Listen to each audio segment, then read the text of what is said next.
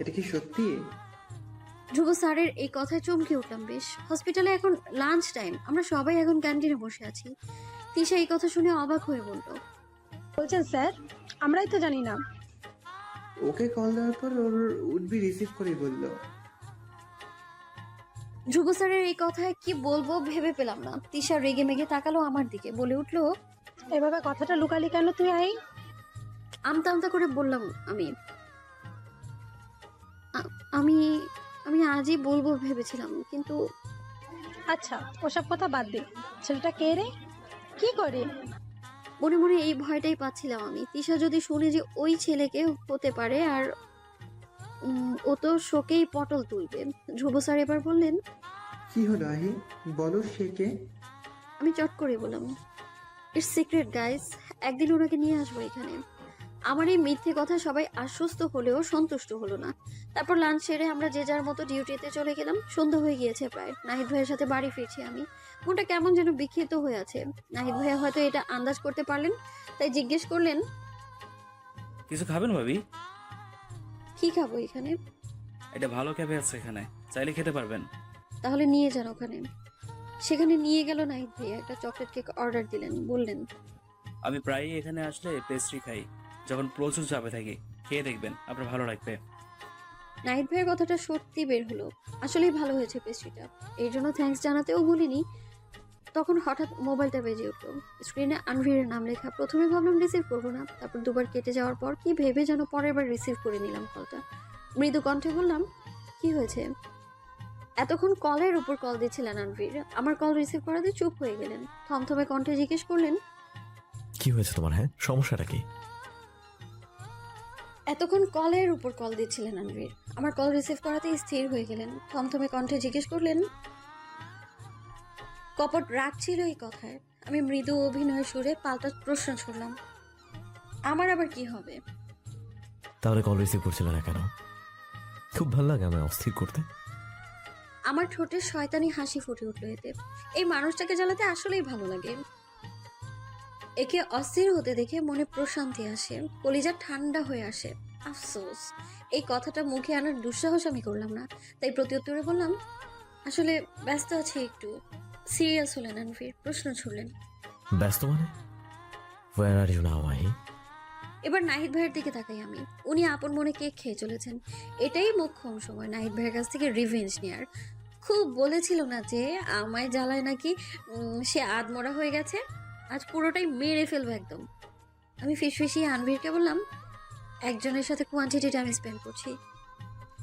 ওপাশে আনভিরের প্রতিক্রিয়া বুঝতে পারলাম না আমি, তবে এতটুকু আন্দাজ করতে পেরেছি একজন বলতে উনি আসলে বুঝেছেন ধ্রুব স্যারকে। দাঁতে দাঁত চেপে বললেন, আর সে একজনটাকে? আপনার কাছেরই তো একজন। ইভেন সে আজকে কেক খেতেও নিয়ে এসেছে। মানুষটা যে কি কিউট, উফ, দেখতে আপনার মতোই, চকলেট টাইপ, ইয়াম্মি। অপর পাশে কিছুক্ষণ চুপ রইলেন আনবির। না পারছেন আবার কিছু বলতে, আর না পারছে সহ্য করতে।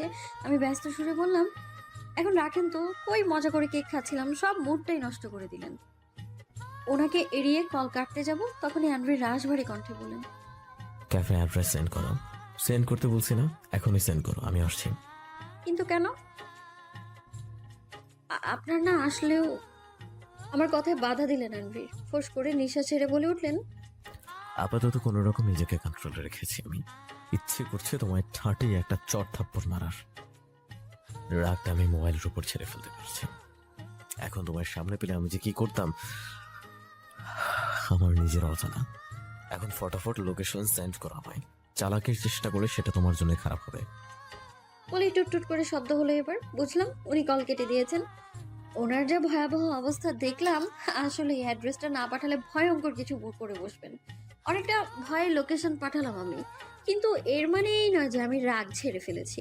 যতক্ষণ না উনি আমায় সত্য ঘটনা বলছেন, ততদিন এভাবেই জ্বালিয়ে যাব ওনাকে।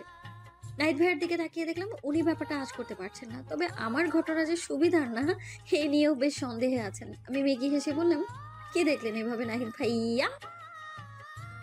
এভাবে আমায় টান মেরে ডাকতে দেখে সন্দেহটা তীব্র থেকেও তীব্রতর হলো নাহিদ ভাইয়ার। বলে উঠলো, ট্রাস্ট মি ভাবি, আপনি যখন আমায় এভাবে ডাকেন, রুহুটা কেমন যেন কেঁপে ওঠে। আগে ভাগেই সাড়া দেয় যে আমার কপালে দুঃখ আছে। পায়ে পড়ি ভাবি, সকালে যেটা বলেছি মুখ ফুসকে বলেছি, এর জন্য আর আমার আতঙ্কে রাখবেন না। সরি টু সে ভাইয়া, ব্যাপারটা আমার হাত থেকে অনেক দূর গড়িয়েছে।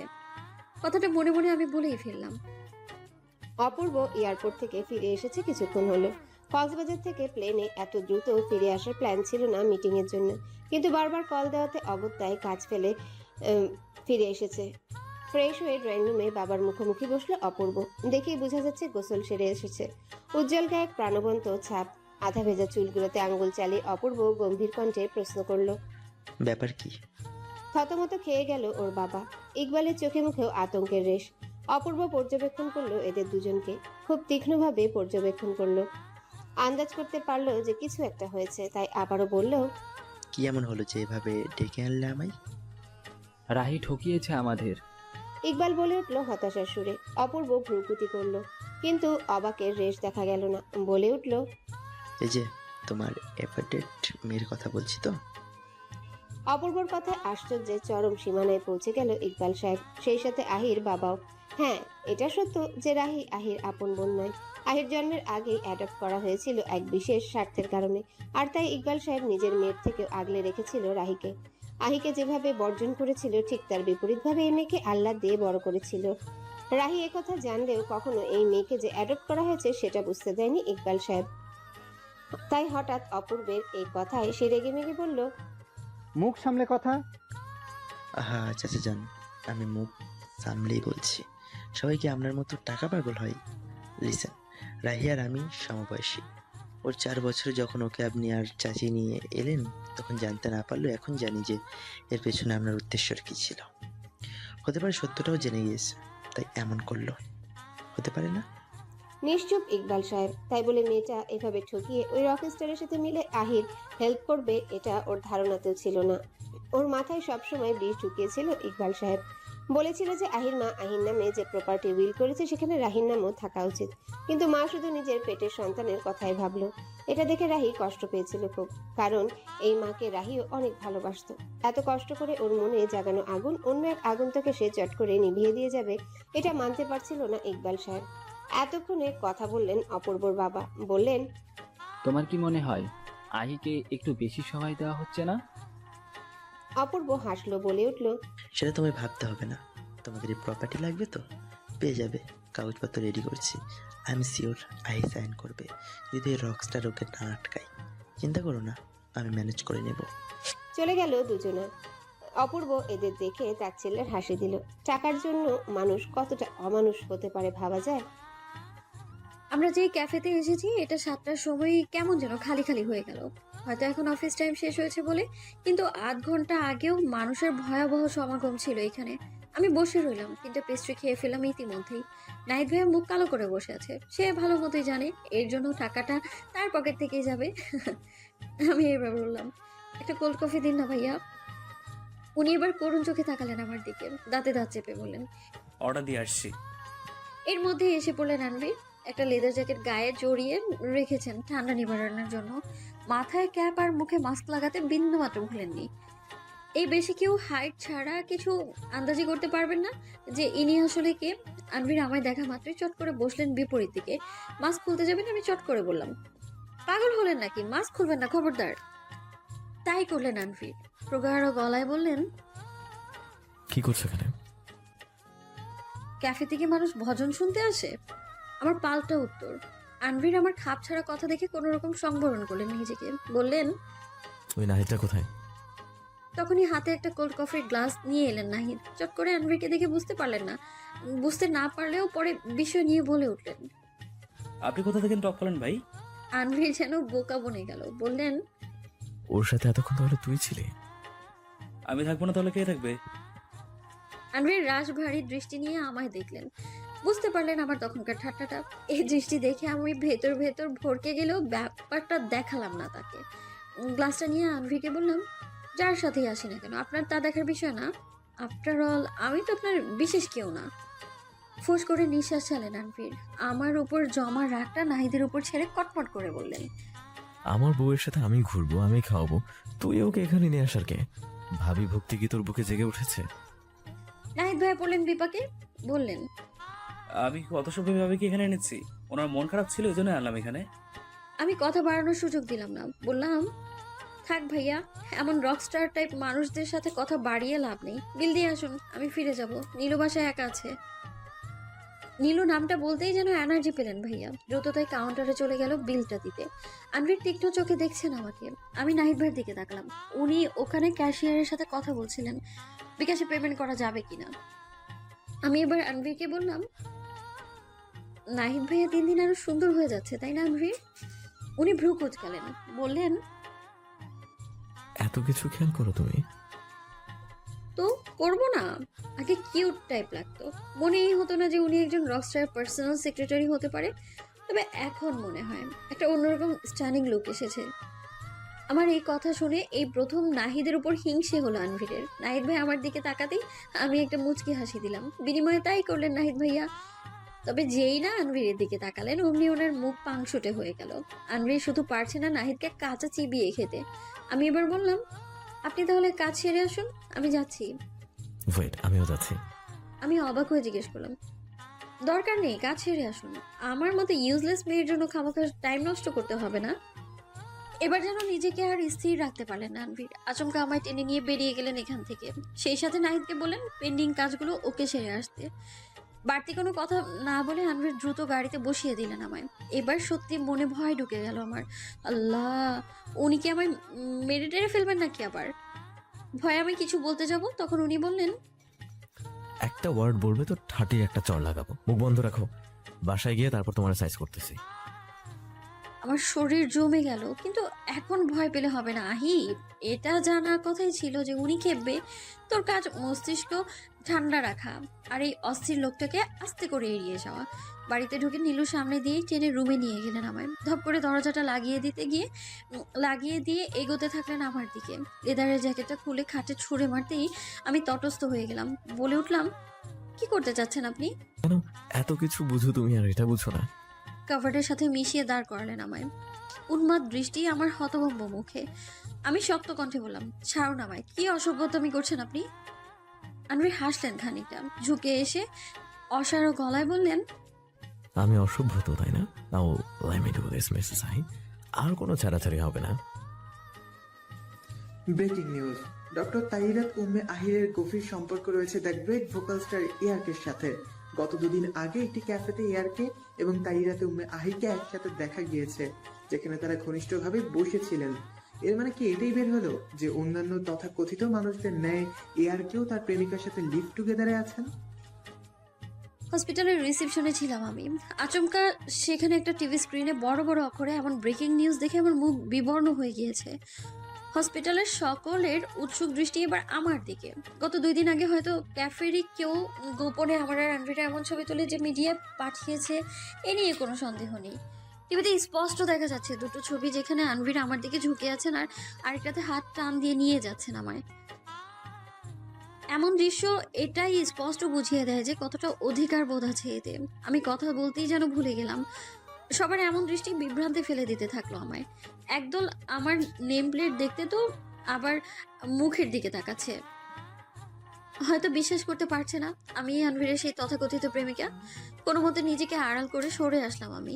তবে আমার কলিগ ধারা আর দিশাকে এড়িয়ে যাওয়া সম্ভব হলো না। বিষয় নিয়ে বলে উঠলো, টিভিতে যা দেখাচ্ছে এগুলো কি সত্যি আহি? আমি নিশ্চুপ। ধারা এবার বলল, কথা বলছিস না কেন? তুই জানিস যে হসপিটালের প্রতিটা ফ্লোরে তোকে নিয়ে কথা বলছে। Doctor, nurse, professor, peon, ward boy, even পেশেন্টও এমন মুখরোচক সমালোচনা থেকে সরেনি। এই ঘটনা তুই জানিস? নিজেকে অন্যরকম লাগছে এখন। গত রাত পর্যন্ত সব ঠিকই ছিল। আমি ছিলাম একজন সাদামাটা আহি, কিন্তু ভাগ্যের কি পরিহাস। 2 রাতের ব্যবধানেই সমালোচনার মুখবস্তু হয়ে গেলাম আমি। জড়িয়ে পড়লাম রকস্টার ARK-এর সাথে। আমার মৌনতা দেখে ওদের বুঝতে বাকি রইল না যে সত্যটা কি। অবাক হয়ে জিজ্ঞেস করলো, এতদিন তাহলে কোথায় থাকছিলি তুই? শুকনো ঢোক গিললাম ক্রমশ। এদের এড়িয়ে যাওয়া সম্ভব না, তাই বলেই ফেললাম, ARK-এর বাড়িতেই। ধারার মুখের রং পাল্টে গেল, বলে উঠল, আর এত বড় সত্যিটা আজ বলছিস তুই আমার কাছে? এর মানে সত্যিই তুই লিভ ধারা প্লিজ, তুই ভালো মতোই জানিস যে আমি এইসব নোংরামি পড়া পছন্দ করি না। তুই ভাবলি কি করে এই বিশ্রী কাজ আমি করব? পুরো দুনিয়ার নোংরা খেতাব দিচ্ছে আমায়, হয়তো ছি ছি করছে, অ্যাটলিস্ট তোরা তো বিশ্বাস কর। চোখ অশ্রুতে টইটুম্বুর হয়ে উঠলো আমার। এমন সময় হঠাৎ এক ওয়ার্ড বয় আমার কাছে এসে বলল, আপনাকে ম্যানেজমেন্ট অফিসে ডাকছে ডক্টর মাহি। আমি বাকরুদ্ধ। সচরাচর অফিসিয়াল কাজ ছাড়া এই পর্যন্ত ডাক পড়েনি আমার হসপিটালের ম্যানেজমেন্ট রুমে। তো ডাকলো কেন? এর কারণে কি মিডিয়ার সেই অপ্রত্যাশিত খবরই ধরে নিব? ধীর পায়ে লিফটের 3rd ফ্লোরের ম্যানেজমেন্ট অফিসে গেলাম আমি। আপাতত এখানকার চেয়ারম্যান ইস্তিয়াক মনির স্যার। আমি বোর্ডিং রুমে গেলাম, সেখানে আরো অনেক লোক আছে, এমনকি ডক্টর সিনথি এবং ডক্টর ধ্রুব। মনির স্যার শান্ত হয়ে বসেছিলেন ইজি চেয়ারে। আমি তাকে দেখে সালাম দিয়ে বললাম, ডেকেছেন স্যার? হ্যাঁ, কারণটা অবশ্যই তোমার জানা। আমি নিশ্চুপ। উনি একটা রিপোর্ট ছুড়লেন আমার দিকে। এক নিউজ পোর্টাল থেকে, হয়তো ফ্ল্যাক্সের মাধ্যমে এসেছে এটা, আমার আনবীরের সেই ক্যাফের 2টো ছবি। উনি প্রশ্ন ছুড়লেন, রকস্টার এয়ারকের সাথে সত্যি কি তোমার কোনো সম্পর্ক আছে ডক্টর আহি? যতটুকু জানি তুমি অবিবাহিত আর উনিও অবিবাহিত, তাহলে এর মানে কি দাঁড়াচ্ছে এখন? এই কথায় এমন একটা কথা বলার দুঃসাহস করলাম যেটা মনে হয় না এত বছরগুলোতে আমি এইভাবে বলেছি। শীতল কণ্ঠে ওনাকে জিজ্ঞেস করলাম, আপনার মনে হয় না ব্যাপারটা আমার ব্যক্তিগত দিকে চলে যাচ্ছে? মনির স্যার মাথা নাড়লেন, সম্মতি জানিয়ে বললেন, অবশ্যই যাচ্ছে। তবে একটা ব্যাপার কি জানো ডক্টর আহি, ব্যাপারটা যদি প্রফেশনে প্রভাব পেলে তাহলে সেটা আর পার্সোনাল থাকে না। তুমি স্বেচ্ছায় হয়তো এমন এক মানুষের সাথে জড়িয়েছো যার পার্সোনাল খবর মিডিয়া পার্সোনাল থাকতে দেবে না। এই যে দেখো, এখন এটা তোমার কেরিয়ারে প্রভাব ফেলছে, ইভেন আমাকেও জবাবদিহিতা করতে হচ্ছে। আমি ভ্রু কুচকে তাকালাম, বললাম, মানেটা ইজি আহি। এই পর্যন্ত বড় বড় 7-8টা নিউজ কোম্পানি থেকে কল এসেছে আমার কাছে তোমার নম্বর নেওয়ার জন্য। কারণটাও হয়তো তোমার জানা। আমি কথা বললাম না। আসলে দ্বিধায় আছে যে আমার ওয়ার্ক প্লেসের কথা ওরা কিভাবে জানলো। আমার কথা হয়তো আন্দাজ করতে পেরেছিলেন ডক্টর সিনথি, তাই অকপটে বললেন, medias all of them are dangerous. এরা পাতাল থেকে খবর কুড়িয়ে আনতে পারে। লাস্ট মান্থের সেমিনারে এয়ারকে হিট দিয়েছিল না ওর অ্যাফেয়ারের ব্যাপারে, তখন থেকে ওরা হয়তো ফলো করছে তাকে। এরপর ওই হসপিটালে এসে একজনকে অমানসিকভাবে মারা, এটা কি স্বাভাবিক? তোমাদের সম্পর্কের অনেকগুলো হিট আছে আহি। আর যাই হোক, এবার ওইসব জার্নালিস্টদের কাছ থেকে হয়তো নিস্তার পাবে না। সেটাই আহি, হয়তো আগামী 1 সপ্তাহ তুমি আর ইয়ারকে ট্রেন্ডিংয়ে থাকবে। দ্যাটস হোয়াই আগামী 1 উইকের জন্য সাসপেন্ড করা হলো তোমায়। কিন্তু স্যার, আই নো আহি, ব্যাপারটা হয়তো বাড়াবাড়ি হয়েছে, কিন্তু হসপিটালের একটা ব্যাপার আছে। তুমি জানো বাইরে কত মানুষ এখন? প্রায় 3-4টা প্রেস মিডিয়া গাড়ি বের করেছে এখানে, শুধু এটা জেনে যে ইয়ারকের গার্লস এখন এখানেই আছে। কথাটা যেন আমার মুখ বন্ধ করে দিল। স্যার তাই এবার নরম হলেন, বললেন, এটা একটা প্রাইভেট হসপিটাল অ্যান্ড এখানে পেশেন্ট থাকে আহি। এসব হইচই যদি এখানে চলে তাহলে কে কৈফত দিবে উপর মহলের কাছে? তাই try to understand. I hope বুঝবে। স্যারের সাথে আজকের মতো এই কথোপকথনই ছিল আমার শেষ কথা। আপাতত আমি এখন হসপিটালের সকলের কাছে মঙ্গল গ্রহের কোনো বস্তু বিশেষ। বড় বড় প্রফেসররা এখন আর চোখে দেখছে আমায়। আমার দম বন্ধ হয়ে আসছিল, মনে হচ্ছিল মানুষের এসব তাচ্ছিল্যের চাহনি দেখে মরেই যাব। আর না, এর একটা বিহিত করতেই হবে। আমি তাই দুর্বল হাতে ডায়াল করলাম নাহিদ ভাইয়ের নাম্বারে। হয়তো উনি এই অপেক্ষাতেই ছিলেন। দ্রুত কল রিসিভ করা মাত্রই বললেন, কোথায় আপনি? হসপিটালেই আছি, বের হতে পারছি না জার্নালিস্টদের জন্য। এত মানুষ থেকে আমি তো রীতিমতো ঘাবড়ে যাচ্ছি। ভাইয়া প্লিজ আপনি আসুন না, নতুন কোনো গার্ডকে পাঠিয়ে দিন। ডোন্ট ওয়ারি, আমি ম্যানেজ করছি সব। আমি নিঃশব্দে কল কেটে সবকিছু গুছিয়ে নিলাম। ভাবতেও পারিনি হয়তো এর জন্য হসপিটাল থেকে 1 সপ্তাহের জন্য সাসপেন্ড করে দিবে আমায়। সময়টা কখন পার হয়ে গেল টের পাইনি। নাহিদ ভাইয়ের মেসেজ আসা মাত্রই আমি বেরিয়ে গেলাম। যা ভেবেছি সেটা ধারণার থেকেও ভিড় এখানে। আমি এক্সিট গেটে দাঁড়ানো মাত্রই জার্নালিস্টের এক বিশাল সমাগম দেখা গেল আমার চোখের সামনে। হ্যালো বন্ধুরা, পরবর্তী পার্ট খুব তাড়াতাড়ি আসবে, তো সবাই অপেক্ষায় থাকো। আর চ্যানেলটি যারা এখনো সাবস্ক্রাইব করোনি তারা পরবর্তী পার্ট দেখার জন্য চ্যানেলটি সাবস্ক্রাইব করে রেখো। ধন্যবাদ সবাইকে, আমাদের সাথেই থেকো।